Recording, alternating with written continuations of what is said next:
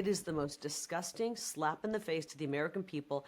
And when I get into the U.S. Senate in January of 2025, along with President Trump, we are going to stop these bastards. We're going to take that app. We're going to use the information on it. We're going to find the people who came here illegally, and we're going to send them home to their homeland so that we can save our homeland. So, we're watching as buses are moving people in and planes are flying people in right now. Buses and planes go the other direction as well. And starting in January of 25, those planes and those buses are going to go in the opposite direction, and we're going to send these people back to their loved ones and their homeland. Kari Lake, thank you so much for making space for us this afternoon. I know that my audience will be absolutely fascinated to hear your insight. My three, just to give you a sense of what it's like here, my three kids, 21, 18 and 16, just this lunchtime, wanted to have a conversation with me and their mum about American politics and the presidential race and all of the rest of it. Now, I sense a focus here in the UK on the US that's far more intense than anything I've ever known before. It feels as if the whole world is holding its breath to watch what happens in America now. Truly is. I just saw somebody yesterday who was here from Australia. They're following this in Australia. They're following this in Canada and Mexico, in countries all over the globe. They're following what's happening in America because literally we're not just at a precipice to save our country here in America. If America falls, I fear that the whole world collapses along with it. And so it's a critical election, the most important election in our history. And we're working really hard to make sure that we wake people up and get them to the polls to vote for President Trump. And me here in Arizona, we need to get people who are going to turn the Titanic around because the Democrats, which have been taken over by truly, I believe, Marxists. They're not even the old Democrat Party, which is why you see people like Bobby Kennedy Jr. coming over into the America First movement because they're realizing that the Democrat Party has put us on a collision course for total disaster and destruction. And so it's an exciting time to be in politics. But let me be honest, people in this country are scared to death. They're scared to death if we don't get this right. And I believe the people are going to vote for President Trump. They're going to vote for Republicans, America First. And we hope that our elections hold up with some integrity so that we don't have any problems. But we've got 11 days left. We're working really hard to bring every voter in and get people out voting early. And so we're holding our breath just like you are over in Great Britain. As one reporter to another, Kari, I'm curious about what it was that compelled you to change your life in this radical way by stepping into the arena, the toxic goldfish bowl that is politics. I mean, you're a very good, very successful reporter, journalist.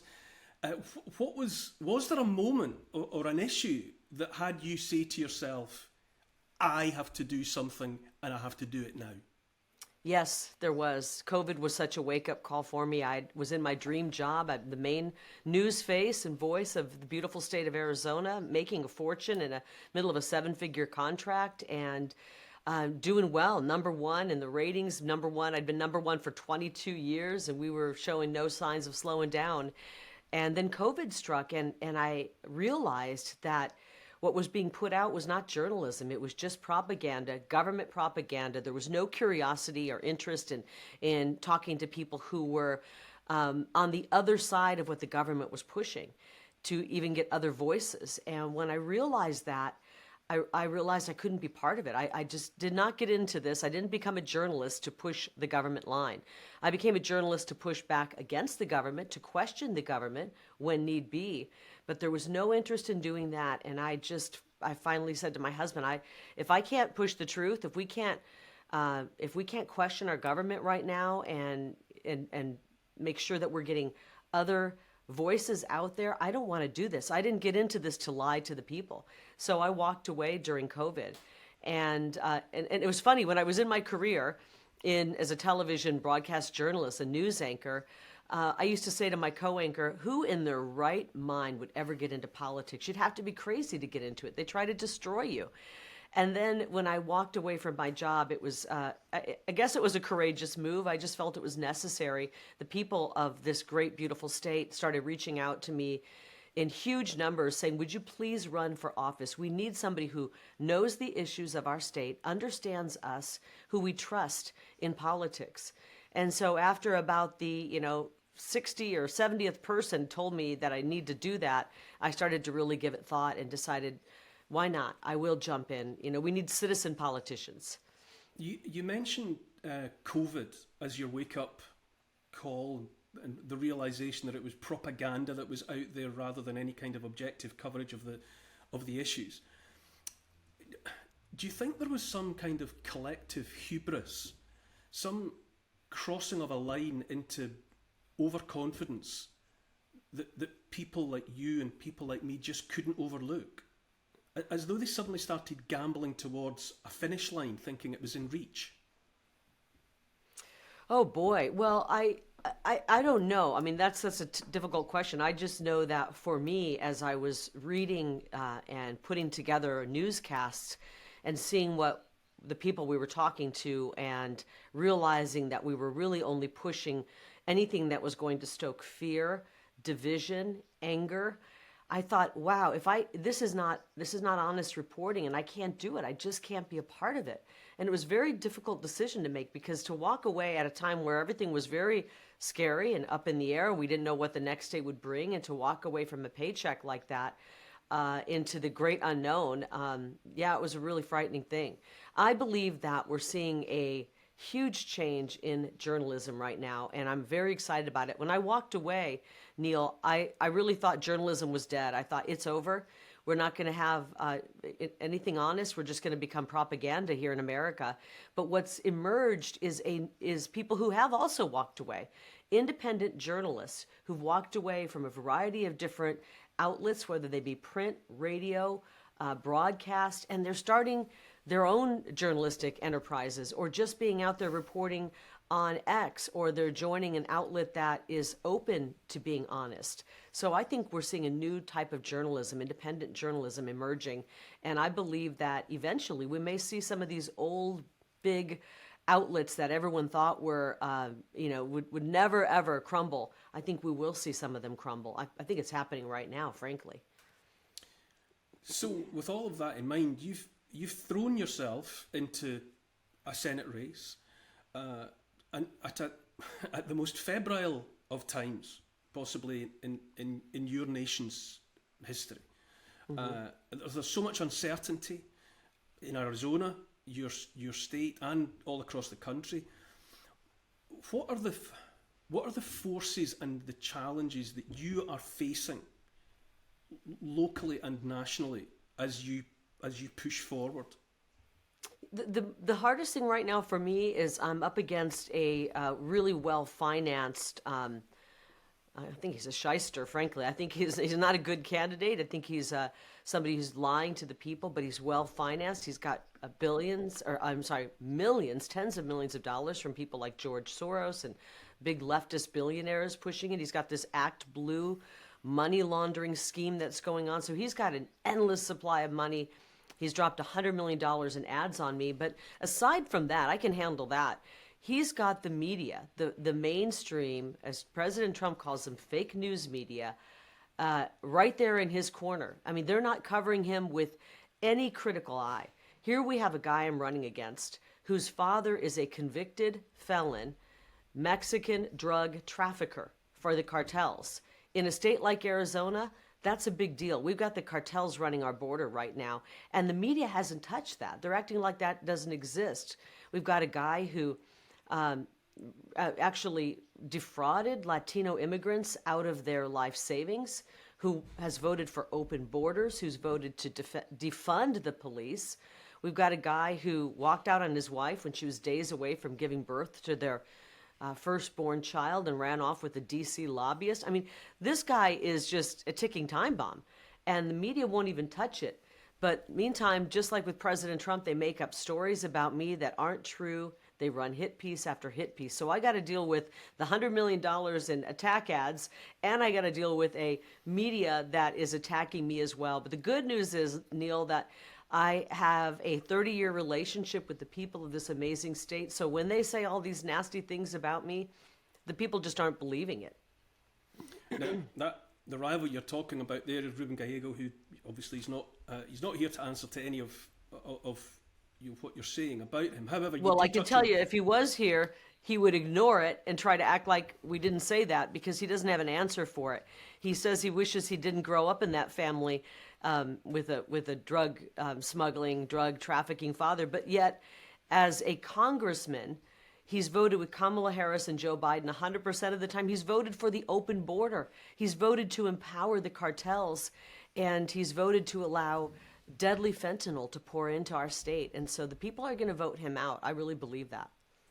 How much of an issue is money in politics? You know, we hear a lot about it. You know, the White House is almost for sale to the highest bidder, or at least it sometimes looks that way when you look at the colossal sums of money that are spent on the campaigns nationally.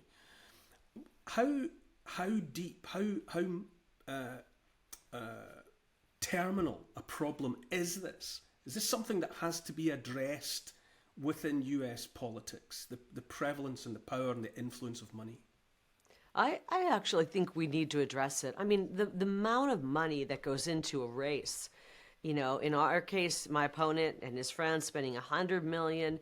We've got states where they're spending $300 million in a U.S. Senate race.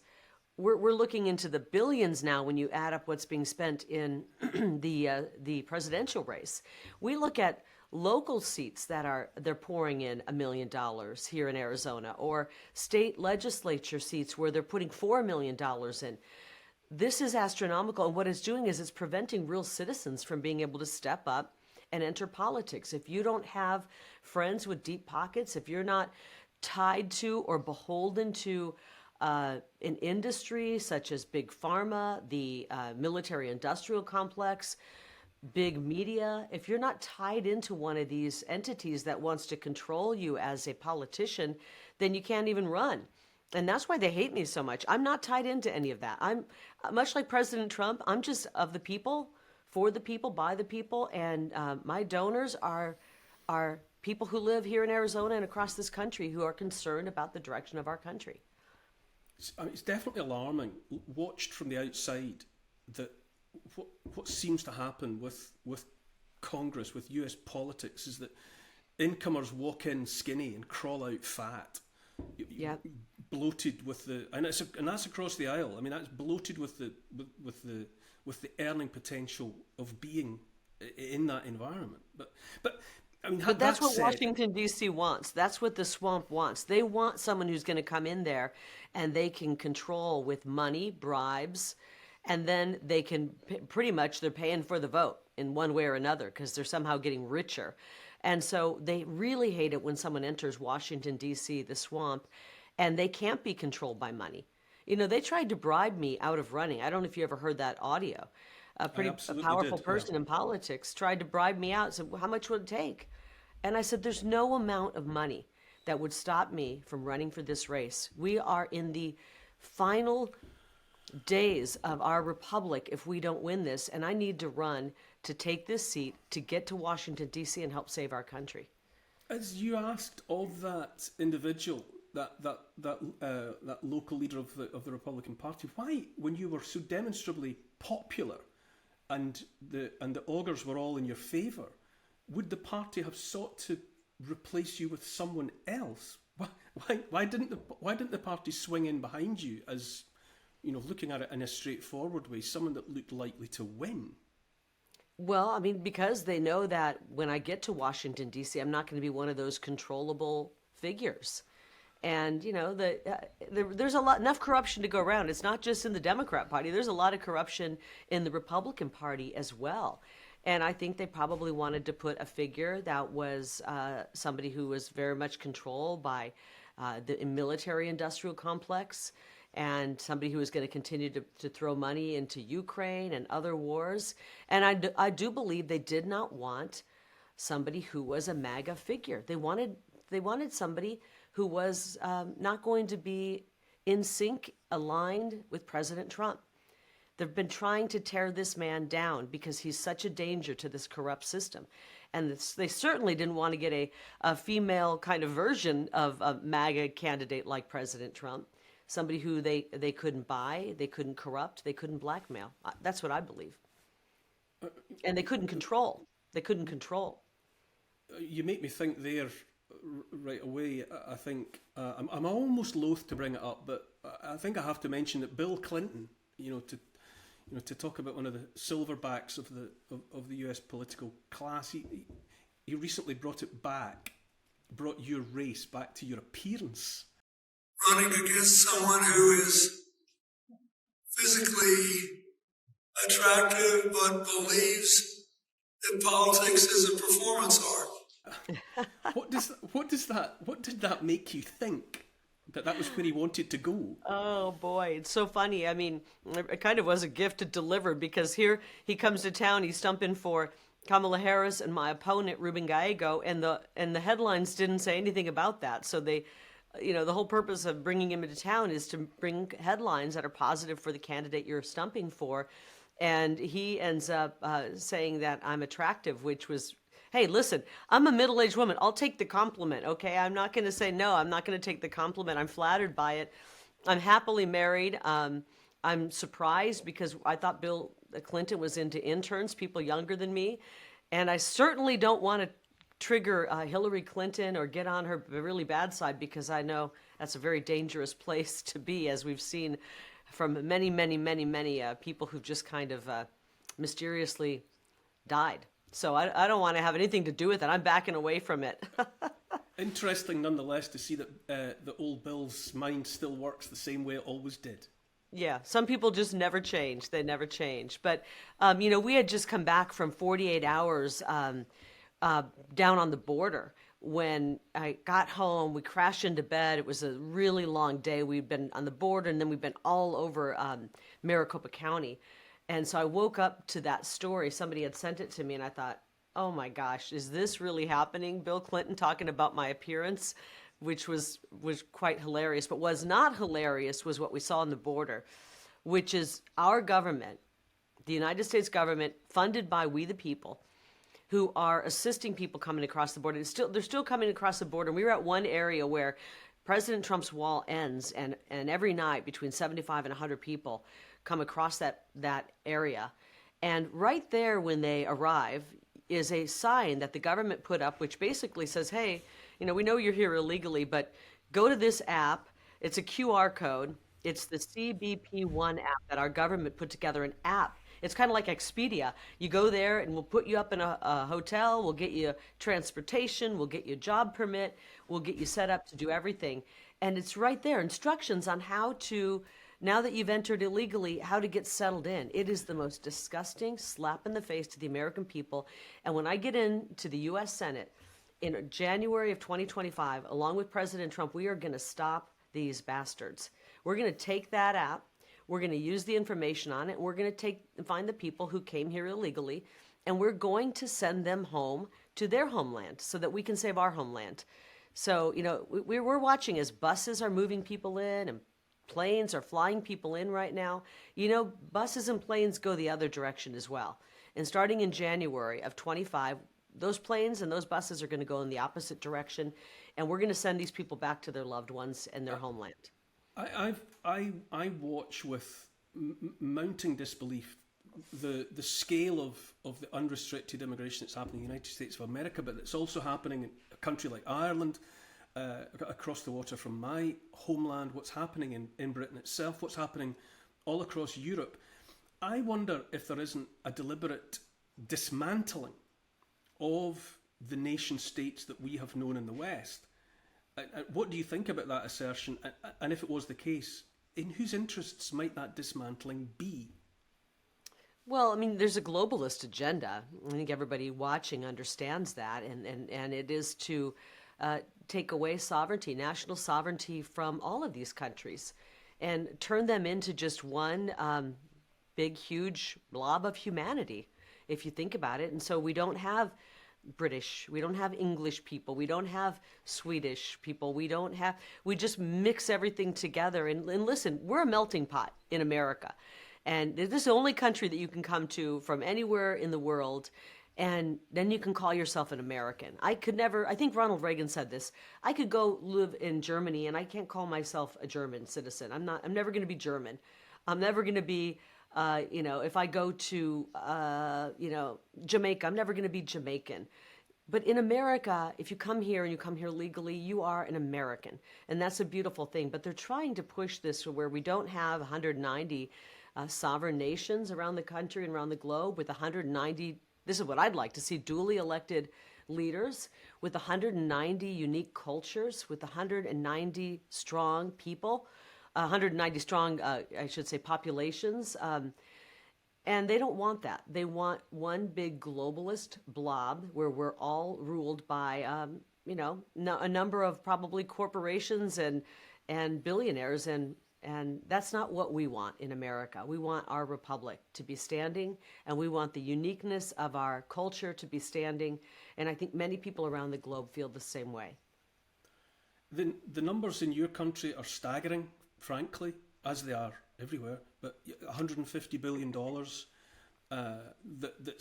that's been required, that has been siphoned off to support the new arrivals, which has necessitated cutting back on essential services for the resident population.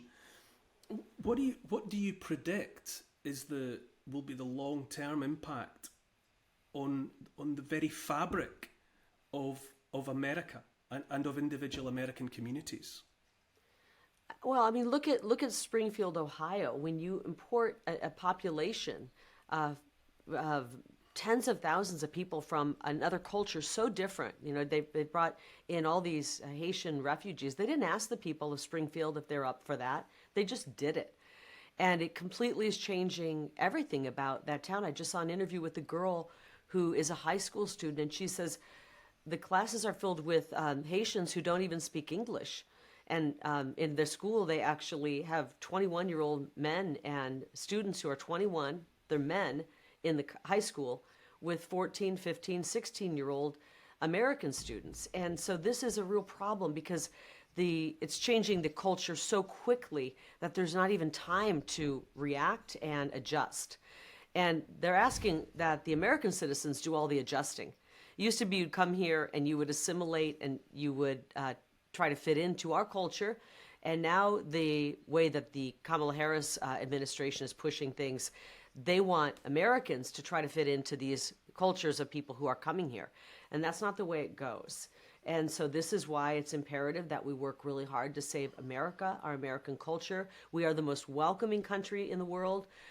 We have a wonderful legal immigration program, and that does need to be tweaked and worked on. I think we need to improve that and make it so that we are allowing to immigrate here people who are going to help our economy, help our country, not just take people just because. And so we're going to have to work on that immigration system. But before we get there, we have 20 to 21 million people who in the past 3.5, 4 years under the Kamala Harris, Joe Biden, and with my opponent rubber stamping them along the way, who have invaded our country. And we cannot allow people who've invaded our country to remain here. We know we have actually convicted criminals, convicted murderers, convicted rapists. We have terrorists here. We have people who look like they're soldiers from other countries who poured into America. And that can't stand. And so I'm a middle-aged mom. I'm fed up. I'm not going to watch as my children's future is destroyed by policies of Kamala Harris and my opponent, Ruben Gallego. When we get in, we are going to get tough and save our country. We have to do it. We have to do it quickly. I know President Trump is the fierce, strong leader who will help make that happen. And we will be saving America, and we'll be showing the rest of the world how to save their countries as well. It's quite something as well to, whether there's the political will across the board in America to tackle the border. It's quite something to watch what happens in a place like Panama, where the three-letter NGOs and the various agencies seem actively to be acting as, travel agents, frankly. That's right. For the influx, far less seeking to moderate it, get in the way of it, there seems to be an appetite for speeding it up. Yep, there's a lot of money in it, and that money, much of it is coming from the American government, which is horrible. My opponent loves having an open border because that allows him to vote to sink money into all the symptoms. See, the Democrats love problems. Actually, let me revise that. The Uniparty in Washington, D.C., our government loves problems. They like to create problems. They love to have big problems. They never want to fix the problem. They just want to pour money into all the symptoms.